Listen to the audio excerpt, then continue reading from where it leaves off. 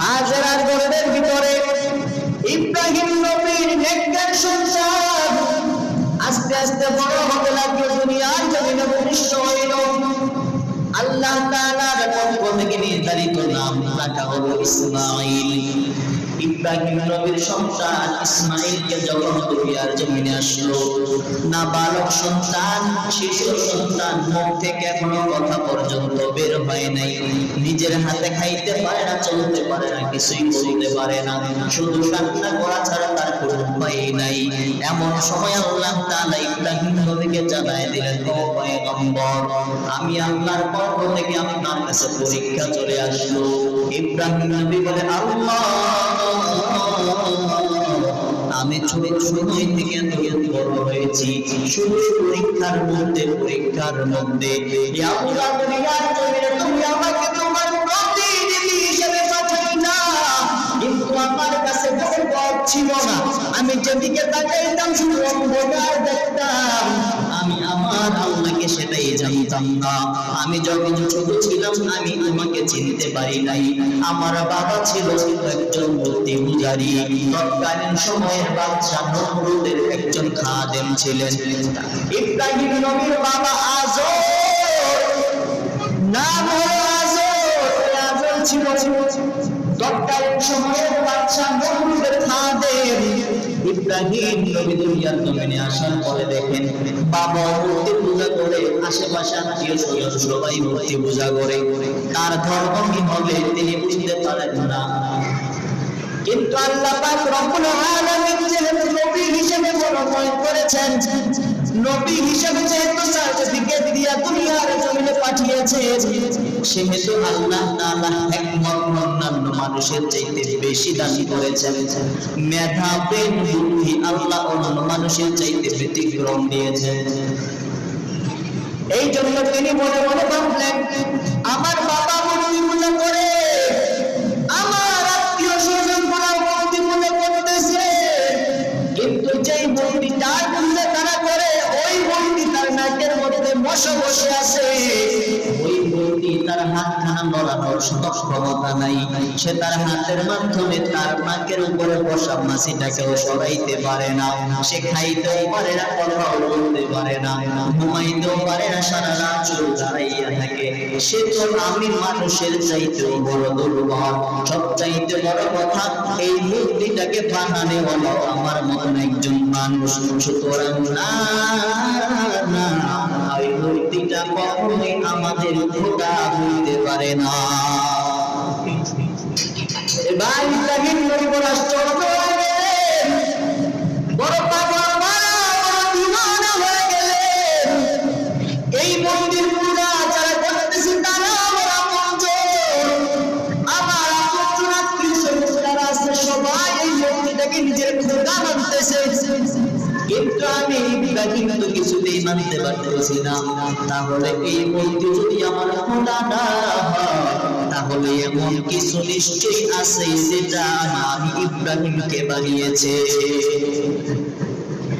ইব্রাহিম নবী ঘর থেকে বাহিরে চলে গেলেন, তাকাইয়া দেখেন পূর্ব দিগন্তের পাঁচপাড়ের মধ্যে টকটক করতেছে ছোট্ট একটা সূর্য দেখা যায়।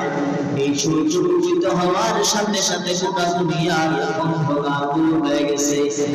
ওই সূর্য যখন তার মুখখান আকাশের দিকে বাড়িয়ে দিল, সারা দুনিয়া আলোকিত হয়ে গেল, অন্ধকার দূর হয়ে গেল। ইব্রাহিম মনে মনে ভাবে, ওই তো দেখা যায় সূর্য, এই সূর্যের এত পাওয়ার, এত ক্ষমতা, এত শক্তি যে দুনিয়ার জমিনের অন্ধকার দূর করে দিল। আমার তো মনে হয় ওই যে আসমানের সূর্য দেখা যায় সেটাই হলো ইব্রাহিমের খোদা। সারাদিন চলে গেল, সূর্য যখন পশ্চিম দিগন্তে চলে যায়, সন্ধ্যার সময় সূর্যটা ডুবে গেল, আবার অন্ধকার চলে আসলো। ইব্রাহিম নবী মনে মনে ভাবেন, না, যেই সূর্যটা সকাল বেলা উদিত হইল, সকল অন্ধকার গুলো দূর করে দিল, আবার পশ্চিম দিকে উঠে যাইয়া বিকাল বেলা অবস্থা চলে গেল, আবার অন্ধকার চূর্ণ গোটা দুনিয়াটাকে গ্রাস করে ফেলল। সুতরাং ওই সূর্যটাও আমি ইব্রাহিমের খোদা হওয়ার অধিকার রাখে না। রাত্রে যখন গভীর হয়ে গেল, ইব্রাহিম নবীর চিন্তা, আমার খোদা কোথায়, আমার আল্লাহ কোথায়, কে আমাকে বানাইলো, কে আমাকে দুনিয়ার জমিনে পাঠাইলো, কে আমাকে খাওয়াইলো, কে আমাকে লালন পালন করে, কে আমাকে দেখাশোনা করে, আমার খোদাকে খুঁজবো আমি কোথায় গিয়ে, কোথায় গেলে আমি আমার আল্লাহকে পাবো। ইব্রাহিম নবী তাকায়া এই সমস্ত কথা ভাবতে ভাবতে আকাশের মধ্যে তাকায়া দেখলেন পূর্ণিমার রাতের ঝলমলে চন্দ্রখানা দেখা যায়। এবার ইব্রাহিম নবী মনে বড় আনন্দ নিয়ে চন্দ্রের দিকে তাকায়। যেই সূর্য আসলো, সূর্য চলে গেল, অন্ধকারের জন্য আবার ফিরে আসলো, আবার এই অন্ধকারকে দূর করার জন্য চন্দ্র চলে আসলো। আমার তো মনে হয় এই চন্দ্রটাই হইল গোটা দুনিয়ার খালেক। ইব্রাহিম নবী সারা রাত ভালো, যেই না সুবের সাদিক হয়ে গেল, সকালবেলা আসলো, আবার চন্দ্রটাও গায়েব হয়ে গেল, এখন আর চন্দ্র দেখা যায় না, আবার সূর্য চলে আসলো। ইব্রাহিম নবীর মনের ভিতরে ওই যে আল্লাহ তাআলার থেকে প্রদত্ত জ্ঞান, হিকমত, ওই হিকমত কাজ করতে শুরু করে দিল। ইব্রাহিম নবী ভাবলেন, এই যে সূর্যটা দেখা যায়, এই সূর্যটার কোনো খোদা না, ওই যে চন্দ্রটা দেখলাম, ওই চন্দ্রটাও আমাকে বানানোওয়ালা না, ওই যে ঘরের ভিতরে মূর্তিগুলো দেখা যায়, ওই মূর্তিগুলোও আমি ইব্রাহিমকে বানানোওয়ালা না, ওই মূর্তিকে বানানোওয়ালা হলো মানুষ, আর এই মানুষকে বানানোওয়ালা একজন আছে। এই চন্দ্রটাও নিজের ইচ্ছায় চলে না, যদি নিজের ইচ্ছায় চন্দ্র সকাল হয়, সকাল হওয়ার সাথে সাথে সে আবার উধাও হয়ে যাইত না। এই সূর্যটাও নিজের ইচ্ছায় চলে না, এই সূর্য যদি নিজের ইচ্ছায় না চলতে পারত, তাহলে সকালবেলা উঠার পর আবার সন্ধ্যাবেলা ডুবে যাইত না। সুতরাং আমার বিশ্বাস হয়ে গেল, এই মানুষকে বানানোওয়ালা যিনি, এই সূর্যটাকে বানানোওয়ালা যিনি, এই চন্দ্রটাকে বানানোওয়ালা যিনি, যার আদেশে এই সূর্য সকালবেলা উঠে সন্ধ্যাবেলায় ডুবে যায়, যার আদেশে এই চন্দ্রখানা রাত্রিবেলায় আসে আবার দিনের বেলায় চলে যায়, যার আদেশে মানুষগুলো দুনিয়ার জমিনে হায়াত পায় আবার মরে যায়, আমার তো বিশ্বাস হয়ে গেল এই সমস্ত কিছু পরিচালনা করেওয়ালা যিনি, তিনি হলেন আমার আল্লাহ। ইব্রাহিম নবী আল্লাহকে এরকম ভাবে খুঁজে পেয়েছেন, এবার তিনি আর মূর্তি পূজা করেন না। মূর্তিকে দেখলে তার মাথার মধ্যে বড় রাগ হয়, মাথার মধ্যে আগুন ধরে। যখন থেকে কেউ ইব্রাহিম নবীর সামনে গিয়ে মূর্তির কাছে মাথা নত করে, তখন তিনার বড় রাগ হয়ে। হঠাৎ একদিনের ঘটনা, ইব্রাহিম নবী তিনি বাসার মধ্যে বসে রইলেন, সমস্ত মানুষ বলাবলি করতে লাগলো, আজকে হোলির, আজকে আনন্দের দিন, ঈদের দিন, চলো সবাই অনেক জায়গায় যাব, চলো সবাই অনেক জায়গায় গিয়ে আমরা আনন্দ করব। সব পরিবারের সবাই বাসা থেকে বের হয়ে গেল। ইব্রাহিমের কাছে সংবাদ, ও ইব্রাহিম তুমি আমাদের সাথে চলো, আমাদের সাথে চলো, আমরা অনেক জায়গায় যাইতেছি। ইব্রাহিম নবী বলেন, না না, আমার শরীরটা বড় ভালো না, আমি ভালো নাই, আমি যাইতে পারবো না, আমি তোমরা চলে যাও, আমি যাব না, আমি অসুস্থ করতেছি।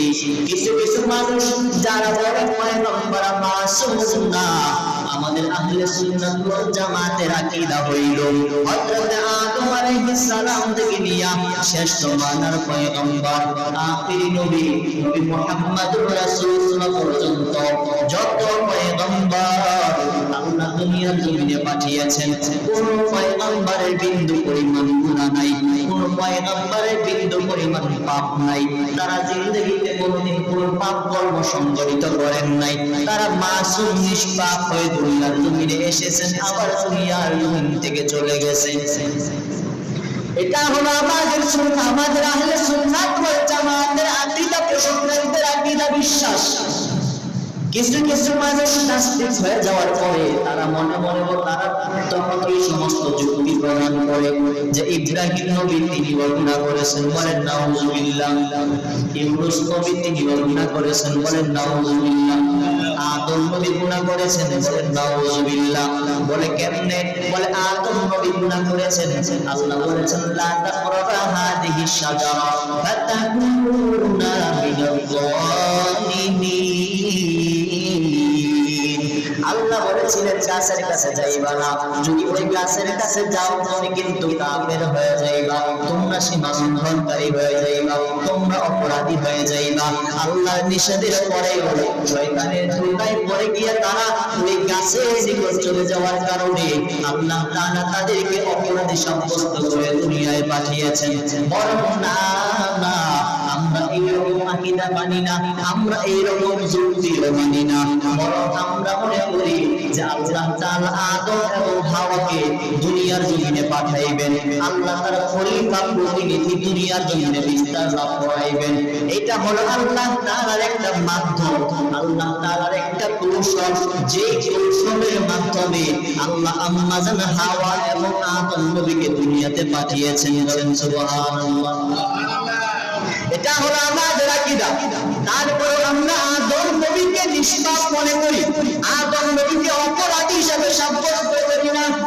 ঠিক তো ইউনূস নবীর ব্যাপারে নাস্তিকদের বক্তব্য হলো ইউনূস নবী যদি অন্যায় না করতেন, অপরাধ না করতেন, তাহলে তিনি মাছের পেটে যাইতেন না।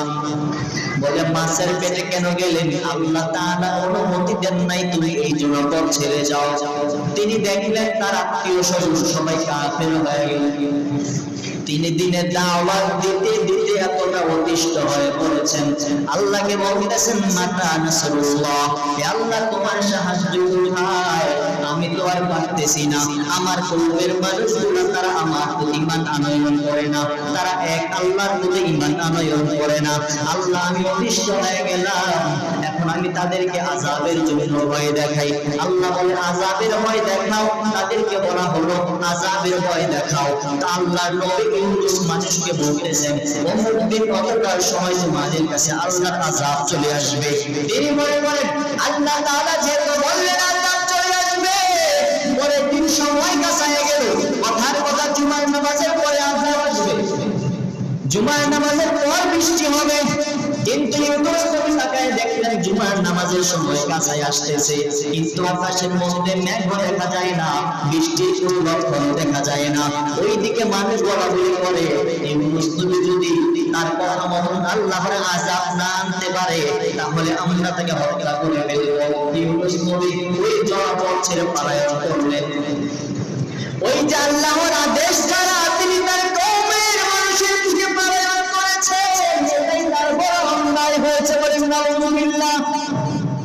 আল্লাহর নবীর ব্যাপারে নাস্তিকদের এমন তহমত লাগায় দেয়, অথচ আল্লাহ তাআলা নবীদের মাধ্যমে যা কিছু করাইছেন সব আল্লাহর নিজে জেনে বুঝে তারপরে করাইছেন।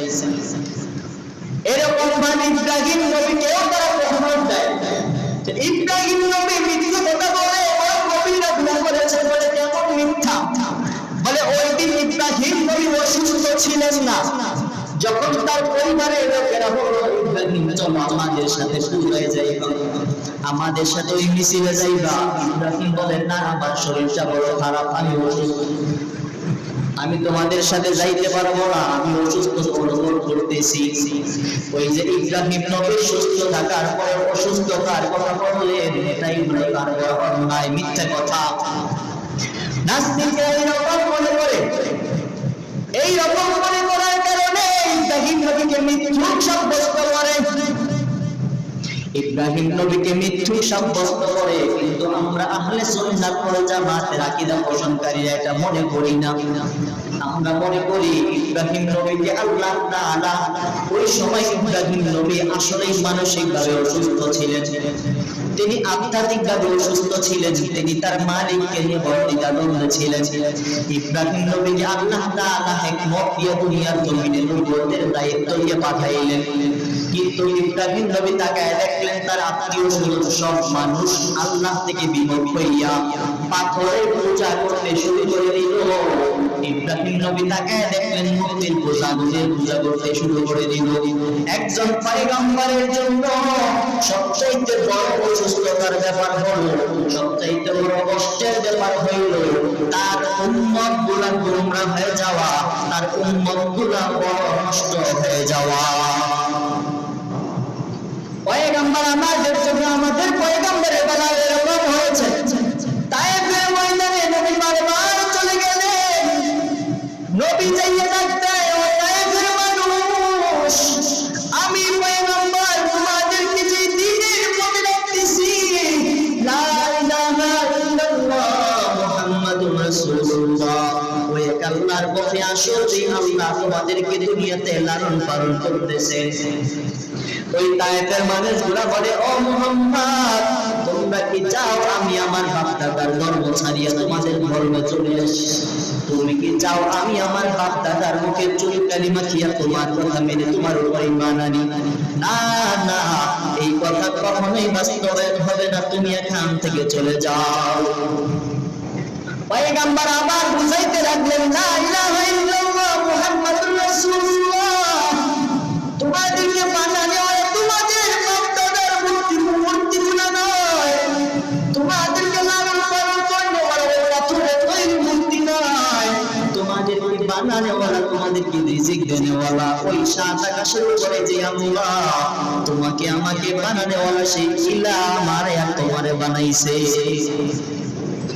এইরকম বলার পর তায়েফের মানুষগুলো পাগলের মতো হয়ে গেল, রাগান্বিত হয়ে গেল। ছোট ছোট বাচ্চাদেরকে আদেশ করতেছে, ও ছোট বাচ্চারা আসো, এই যে মুহাম্মদ তাদের পাগল থেকে এসেছে, তাকে তোমরা পাথর মেরে মেরে এখান থেকে তাড়ায় দাও। ওই ছোট বাচ্চাগুলা দিওয়ানা হয়ে গেল, পাথরের টুকরা হাতের মধ্যে নিয়ে নিয়ে মুহাম্মদ নবীকে আঘাত করে। পয়গম্বর সামনের দিকে যায়, পিছন থেকে বড় বড় পাথরের আঘাত, মাথার মধ্যে আঘাত পাই, ওখান থেকে রক্ত বেরিয়ে পড়ে ঘাড়ের মধ্যে, পিঠের মধ্যে, পায়ের মধ্যে, সারা শরীর বিক্ষত হয়ে গেল। পয়গম্বরের মাথা থেকে রক্ত পড়তে পড়তে পা মুবারক পর্যন্ত লাল হয়ে গেল। এই রক্ত গড়ায় যাইতে যাইতে পয়গম্বরের জুতা মুবারক তার পায়ের সাথে পর্যন্ত লেগে গেল। এত কষ্টের সময় সাত আসমানের উপর থেকে জিবরাইল ফেরেশতা দৌড়ে হাজির হয়ে গেল। আয়েশা জানাতে, ও পয়গম্বর, আপনি শুধু আমাকে একবার আদেশ করে দেন, আপনার শরীর থেকে ঝরা অগণিত রক্তের ফোঁটা প্রতিশোধ আমি এখন আপনার সামনে নিব।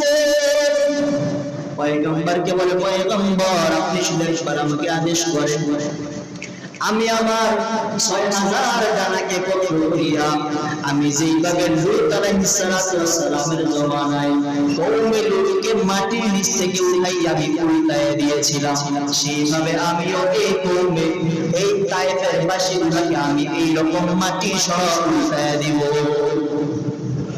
আল্লাহ নবী বলে, না না, এমনটা তুমি করিও না।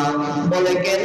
তারা বুঝে না, তারা জানে না, তারা আজকে মূর্তি পূজা করার কারণে তারা আমি পয়গম্বরকে তারা চিনতে পারে নাই, আমি পয়গম্বরকে তারা রক্তাক্ত করেছে।